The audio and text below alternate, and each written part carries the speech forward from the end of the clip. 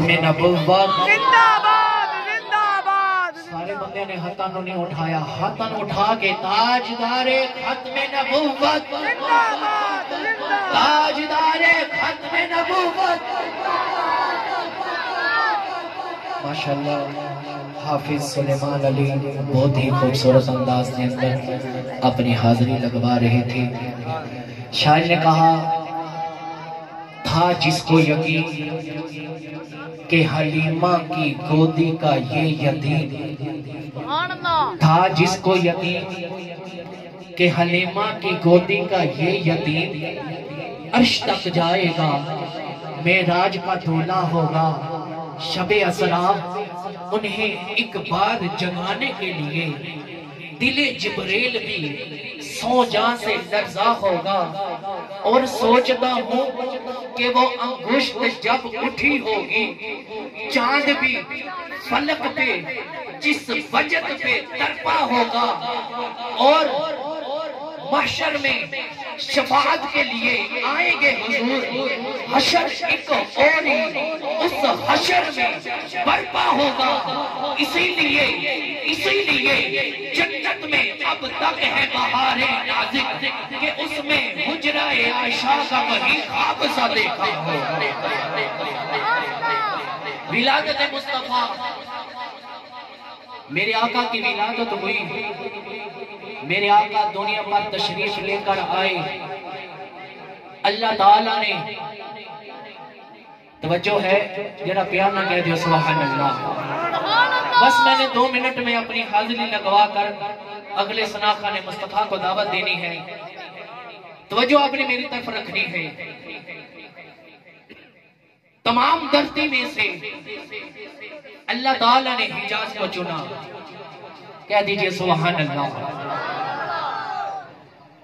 تمام دھرتی میں سے اللہ تعالیٰ نے حجاز کو چنا، حجاز میں سے عرب کو چنا، عرب میں سے مکہ کو چنا، اور مکہ کے نزدیک عبداللہ کے گھر کو چنا، وہاں پر اپنے محبوب کو بھیجا۔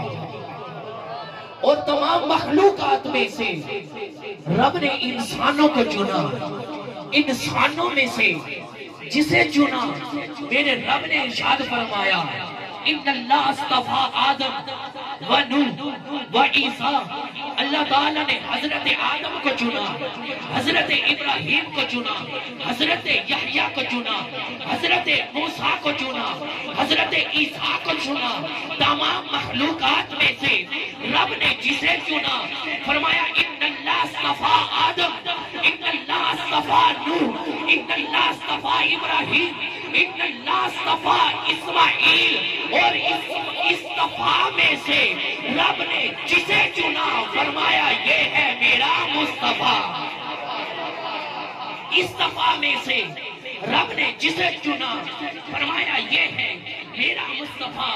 تو شاعر نے کہا جام جام وفا ہے میرا مصطفیٰ، جام جام وفا ہے میرا مصطفیٰ، روح ارض و سما ہے میرا مصطفیٰ، آدمیت آدم میرا مصطفیٰ، کاملیت آدم میرا مصطفیٰ، افضلیت آدم میرا مصطفیٰ، اکملیت آدم میرا مصطفیٰ، روح غار ہرا ہے میرا مصطفیٰ۔ ارے واضح لکھا ہوا ہے یہ قرآن میں، نہ تخیل تصور نہ دیوان میں، ابراہیم و آدم و عمران سے ان اللہ اصطفیٰ ہے میرا مصطفیٰ۔